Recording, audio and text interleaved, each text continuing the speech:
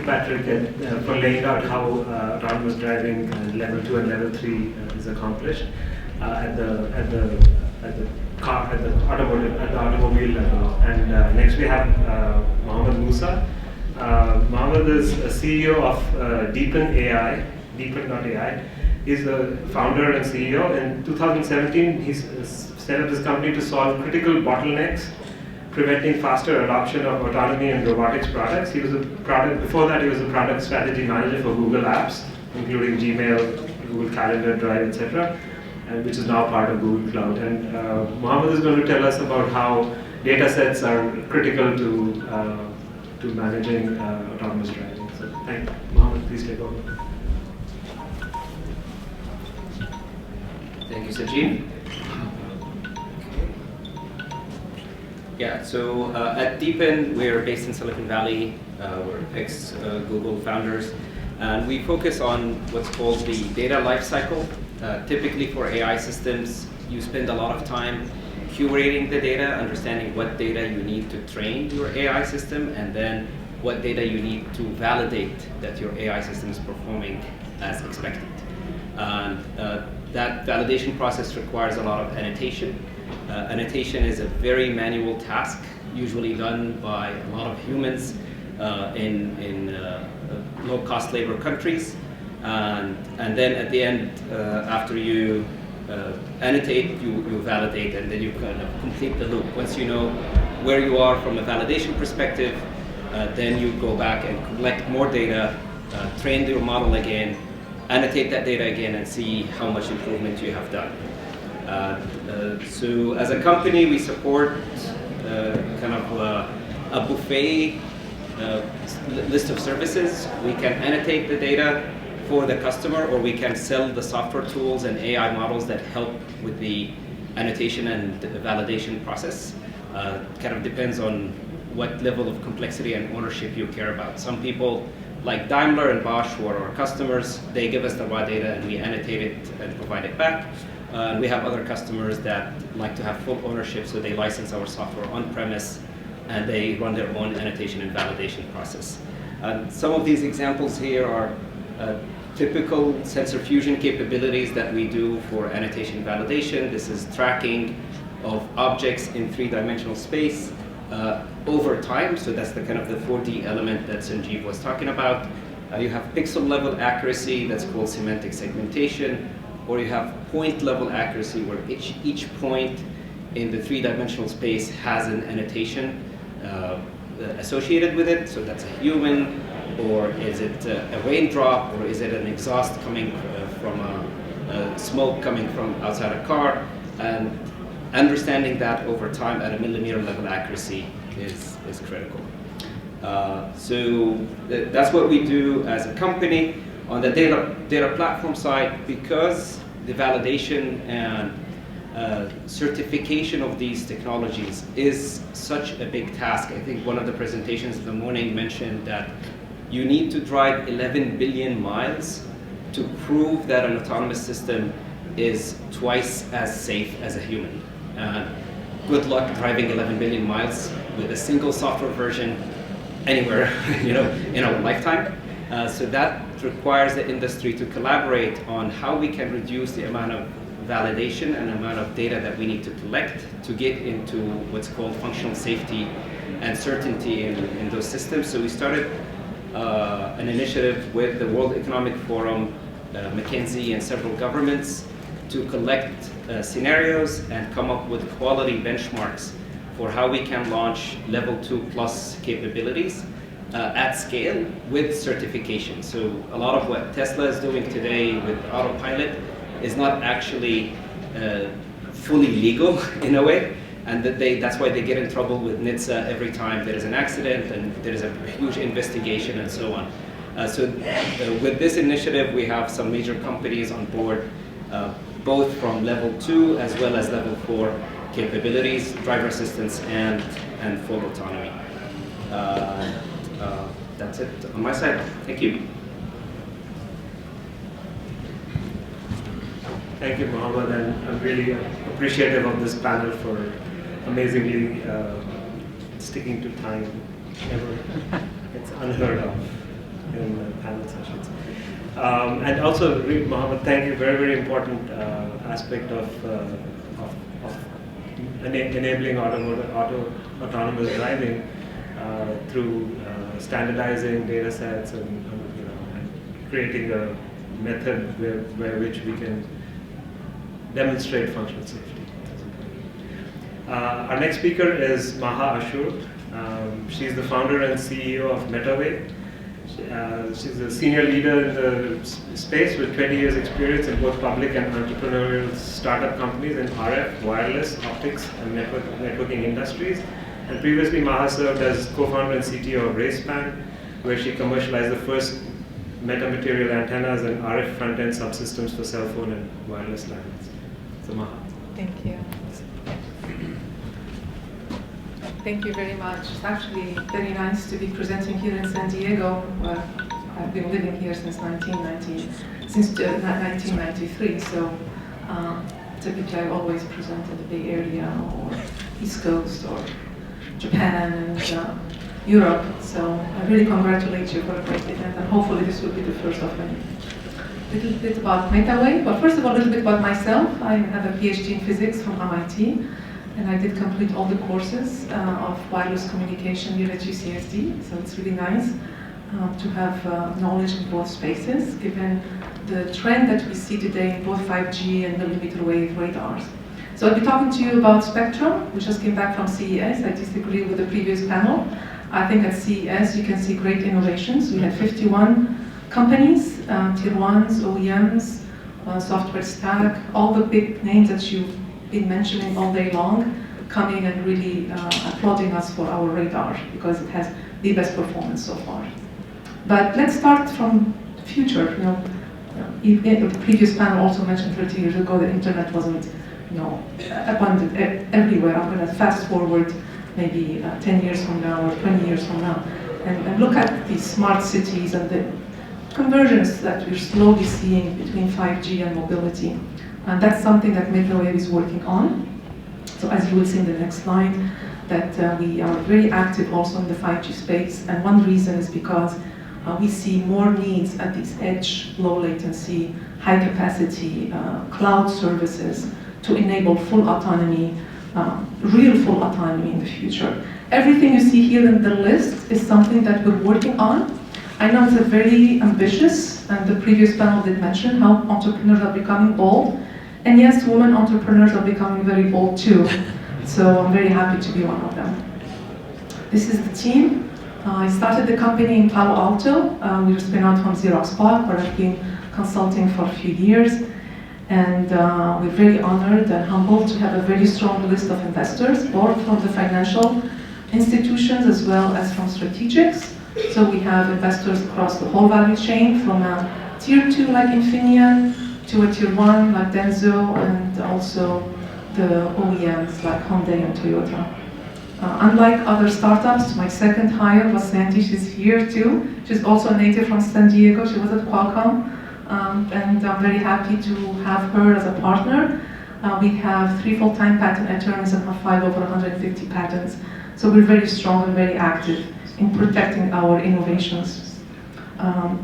Mainly the team comes from local Qualcomms, Broadcoms, Raytheon, Lockheed Martin, experts in millimeter wave. So I'm not going to tell you more details about this, but I'll just show you about the portfolio of products that we have today. And maybe during the Q&A I'll share with you more about Spectra. So Spectra is an analog beam steering radar. We build our own front-end phase shifters. Those of you at Qualcomm maybe know quite well. On 28 gigahertz, the importance of integrating the antenna arrays with the front end to make sure you get a very clean beam. You can steer the beam very accurately with very low side lobe to eliminate interference. But we've done this in 18 months and with less than 17 million cash burn, which is unheard of in the hardware space. So we're very excited about that, and that's why in our Series A, yes, our evaluation went up because we deserved it. AI is our object classification engine, so we build our own machine learning and sensor fusion. Since radar is something, actually it's not new, but when I started the company in 2017, no one knew about radar except cruise control. Everybody knew about Mobileye, the camera, of course, the billion-plus investment in LiDAR. And on the radar space, everybody was doing the same thing, the micro radar and digital beamforming. And Metawave said, no, we will do it the right way this time, which is do analog beamforming augmented with some additional signal processing. So that's what we demonstrated. And in the next couple of months, we will demonstrate our object classification with this very high resolution, long-range radar. I think our radar is the first one to detect pedestrian at 220 meters, something that no other sensor can do, even in very bad weather, detect cars beyond to 330 meters. And just yesterday, yes, we can see a tire on the street with the radar, so it's exciting. On the 5G, I just came back from Japan, and I was just telling my panelists here, 7 meetings in 1.5 days. 5G is great, and still millimeter wave. Our Echo and turbos, we're planning to start rolling them out in the field, and I think Japan is, the acceleration of adoption in 5G will start in Japan, and then it will follow up here in the United States. Thank you.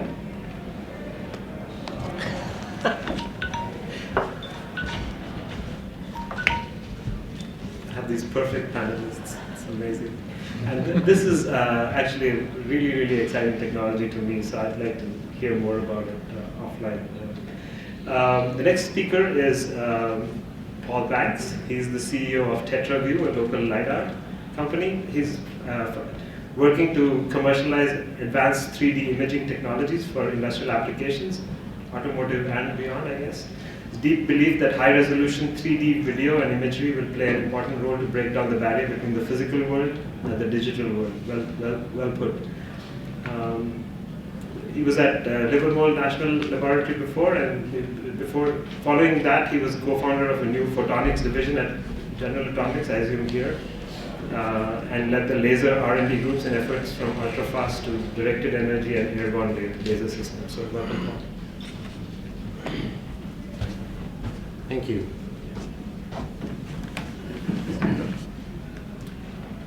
So I'm going to talk about detail in 3D. And I thought I'd start, occasionally we've been talking about safety, and so this is a quiz. Which is the better driver? An autonomous vehicle, a 16-year-old learning to drive, Mr. Magoo, for those who don't know Mr. Magoo, he's a cartoon character that can't see, causes everybody around him to have accidents, and then, or an experienced human driver. And so the answer, if you disqualify by the number of accidents that happen per million passenger miles, autonomous vehicles, well, 16-year-old is 14. Autonomous vehicles, the best company is 200, the worst companies are 10 to 100 times worse than that. Mr. Magoo, maybe once per episode. I think it's more everybody around him, he never has an accident. And then an experienced human driver in the US, 3 accidents per million miles. In Europe, for some countries, it's less than 1. And so as already mentioned, you have to drive billions of miles to get enough statistics to be able to assess how good you are compared to a human. And the AV industry hasn't ever gotten close to that. So the perceptions that EVs are safe, they're amazing, right? That we're talking 10 years ago, 15 years ago, they completed the Grand Challenge. Now they're going millions of miles with a limited number of accidents, but there's a long way to go. And from my perspective, one of the issues that needs to be accomplished is the sensors. Right? The cars, the perception stacks are only as good as the data that they're ingesting. And it's got to be live data because the world changes constantly. So let's start off with an eye test. So humans, 2020, you can drive at 2040 without glasses. Mr. Magoo, he's over here, you can't see anything. And that's only 2200. Visually impaired and legally blind is at 2200. And then cell phones and cameras are better than that. So to be able to drive, we've decided that it's safe if you're 2040. Unfortunately, today's 3D sensor systems, they're all 2200 or worse. The angular acuity has just not been there because there are technical challenges. And so Tetravue has started to focus on high resolution 3D imaging. And an example, on freeways, you're trying to find trucks or cars, and so yeah, you only need 2300. If it's a big metal object, radar is probably good enough. And there's times that Tesla demonstrated, unfortunately, in low contrast situations, the vision is not good enough. You can't see things white on white. And then you've got bicyclists, but ultimately, level 4, level 5 in an urban environment, you're worried about the kid that's not where it's supposed to be. Small objects that can be damaging or painful. So this is current technology for the scanners. So this more typical 16 line all the way to state-of-the-art 128 line. And probably most of you can't see if there's anything of interest in that picture. Right. So 720p here, if you're close enough, you can see it's a kid on a tricycle at 50 meters from the car. And so that's the difference between high resolution and coarse resolution. And depth is important for decision stacks to have high reliability. And so, let's start this. So this is, you might think this is an ugly color picture, maybe 720p, it's very old, but it's actually a color point cloud that was taken from a single frame using an HD array at 50 meters from the camera. So just I want to give you a sense of the kinds of things that sensors and 3D sensors are capable of being. We just have to demand more. Thanks.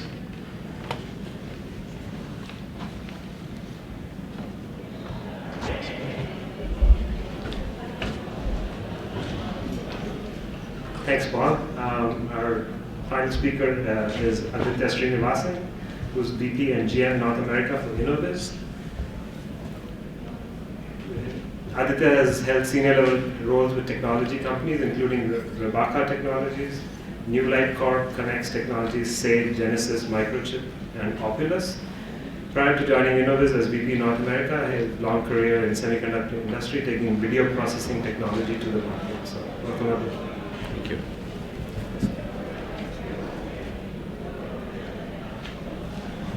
I'm gonna beat the clock because I have just one chart. I just thought I'd talk a little bit about LiDARs and where we are as a company. You heard the conversation this morning about whether LiDAR is needed or not. Mr. Musk and the gentleman this morning are very vociferous that it's not. I actually see it slightly differently. We're at a stage where the industry is struggling to get autonomy to be done.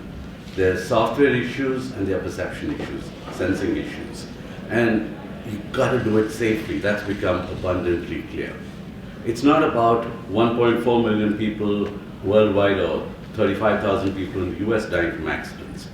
It's about one person dying from an autonomous vehicle accident. And you count upwards from that one. I mean, so the industry is definitely being very cautious about this. It's probably going to take much longer than any of us anticipated. In that context, I think every sensor type will be deployed in the short term. The short term, the automotive industry is like 7 to 10 years. In the long term, will cameras do it all? Will LiDARs still be there? Will it be a combination of radar, LiDAR, and camera? I think that is to do with costs. The LiDAR is the most expensive sensor in the suite right now. If we in the LiDAR industry can crank the cost down to, what's today a $500 objective and what will be then a $100 objective, I think the LiDAR will be an essential part of that sensor suite. It's not that it will replace cameras or radars. It's not about one or the other. Safety, we have multiple sensors. In the same way, I think vehicle safety will come from multiple sensor types. Innoviz has been an interesting journey. This is the product. We finally actually have it working. We're 4 years old. We took a fundamentally different approach from other LiDAR companies who scrambled to build products and put them out. Then when they went to the tier ones and the OEMs, they said, oh, you need this to be automotive grade? Uh-oh, well, we'll go re-engineer it. And Innoviz was very fortunate. We had a design win with BMW almost from the start. We announced it a year and a half after we were into building the product, but BMW was very, very present from an early stage. We have investment from 3 tier 1s, Magna, Aptiv, and Harman. And Magna is the tier 1 for the BMW program. We got this LiDAR working now. It's based on 3 very sophisticated chip components.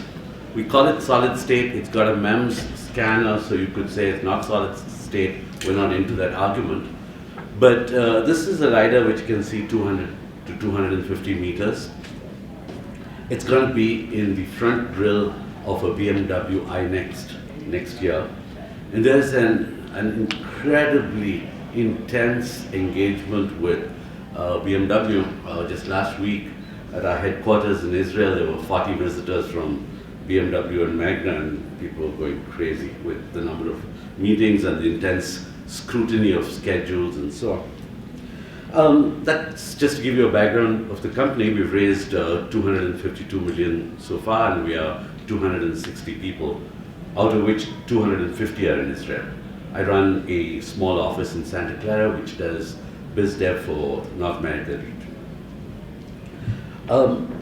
I think autonomous sensing, the sensing portion, is obviously all about safety.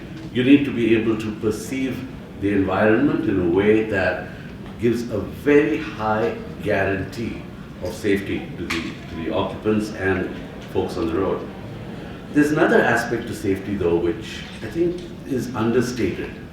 The second aspect to safety is that the sensor itself should be reliable and should work and should keep working for 15 years in an extremely harsh environment of an automobile.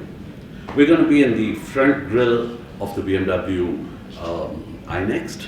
It's like less than a meter off the road surface. It's going to be exposed to dirt, all sorts of harsh environments, cold, vibration, and so on. It's incredibly difficult for a startup which comes with a Silicon Valley mindset to transform itself into an automotive supplier. I think, and in this process we are learning with great humility that the Silicon Valley zip zap zoom mindset, which says, hey, we are smarter than all those guys at Detroit and we are slow and they don't get it, is actually not correct. Those guys get it. They've built vehicles for 120 years. They don't go through production hell to get a vehicle on the road. They work carefully, methodically, with safety in mind. The validation process to get to automotive grade, to design a product grounds up to be ISO 26262 compliant, to be functionally safe, is incredibly difficult, it's incredibly rigorous, and we are learning in this startup that it's incredibly important to follow those processes and to actually fall in line with the OEM and tier 1 practices that have actually made this whole industry successful. So we're following that path, and it's very intense at the moment because we got to get this into full production by the end of this year, get to a PPAP early next year, and put the sensor on the BMW iNext. And good luck. Thank you. Thank you. Thanks, Aditya. Really educational session, I would say, so far. And I would ask if there are questions in the audience already. There's a question at the back. So I want to ask Paul a question. Are those numbers, are those deadly car crashes or just like fender-benders? Accidents. Fatalities are about 1,000 times. You got to talk in terms of billion passenger miles. Well, like, there's probably not a lot of data for autonomous drivers or autonomous vehicles. Right, there are too few samples. So there's just, California requires all the companies operating to report accidents. There's a lot of things that happen that don't get reported that aren't in those numbers. And this is for everyone. It seems like all the, we're trying to do everything just inside of the vehicle, and like especially when you pointed out like, like little kids, being where they're not supposed to, or just whatever being where they're not supposed to. I think one of the things, like we're talking about safety and all these other things, I think efficiency is probably, like for me, a bigger concern, like for most companies. But I think, we need to think outside of just the vehicle. Like, is anyone, are you aware of anyone talking to like, governments to like maybe change infrastructure so that, maybe control some of the things that need to be considered? So the question is what about outside the autonomous vehicle? Can we do, for safety, can we do infrastructure? We're not just safety, like efficiency, like cars talking to each other. Because someone was talking about earlier, like with the trucks, and I feel like even if the highways, are more efficient, that doesn't matter if the road. Go ahead, Daniel. I think we can answer that question. As part of our work, can you hear me? Yeah, as part of our work with the Safety Pool initiative that I mentioned earlier, we're working with several regulators at city, state, federal, and global levels. There is a lot of interest in what the infrastructure can enable or reduce the complexity, but fundamentally speaking, for a functional safe system, the system has to be autonomously self-reliant to behave very safely. So you cannot depend on any external component to ensure the functional safety of the system. That means, yes, there are other sensors that can be augmented outside of the vehicle, but ultimately the vehicle has to survive on its own, regardless of any external communication. Go ahead. A quick follow-up to that. What strikes me is our transportation for vehicles is built based upon the vehicles we used to have. As an example, I see a time when we don't need any stoplights or stop signs because the vehicles will declutter themselves automatically.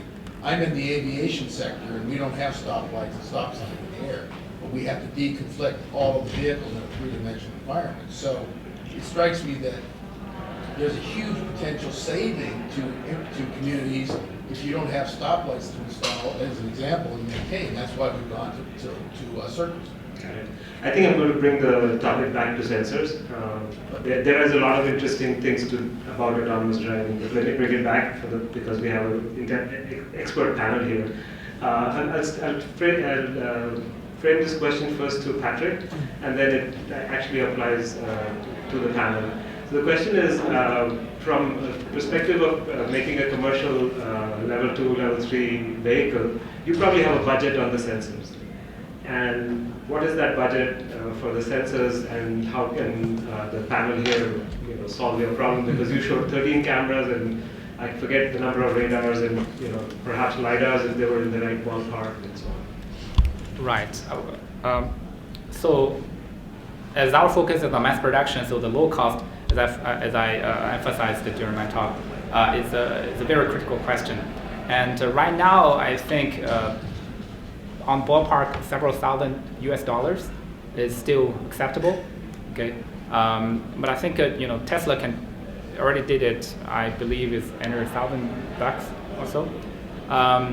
And under this tight budget, especially if you are a small startup, we don't have the scale of economy. We don't have a lot of negotiating power among the tier ones.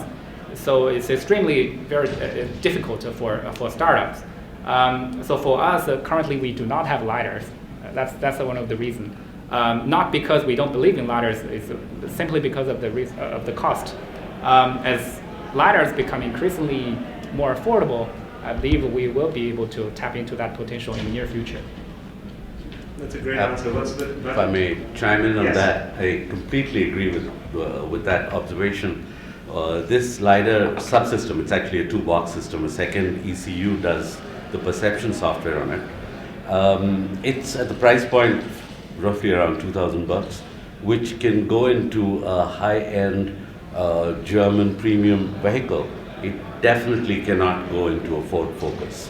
We are acutely aware of that and need to get that price point way down but we also have to do that in a way which is still functionally safe, still compliant, still works to minus 40 to plus 85 and plus vibration profiles and so on. You have it, Maha? Yeah, I think we have to. Sorry, that's okay. I think we have to consider two markets for these questions. The first one, the consumer market, and the second one, the robotaxis. So if we start with the robotaxi, as you saw origin that was just demonstrated by Cruise, they build their own sensors, right? And mainly because they want the performance that the tier 1 cannot deliver. So we'll see some sort of consolidation through the value chain. So the tier 2, the tier 1, the car OEMs is kind of disappearing, and Tesla is the one that drove that. And we also see recently the press release by the new Volkswagen CEO saying if they're not proactive, they will end up like Nokia. So I think price is very sensitive on the consumer market, but there is no price for safety on the robotaxis. Paul, any comments? Hi. No, I think we are out of time, so Oh. if Paul has anything. So yeah, pricing is going to drive everything, right? The people I've talked to, the automotive industry is famous for its cost consciousness, is very conservative. Companies that sell to car companies have very low profit margins, no R&D budget. It's not really compatible with high technology, so that's one of the issues that's going to have to be worked out as this car companies become more technology focused. Thank you all. Please help me, join me in thanking the panel.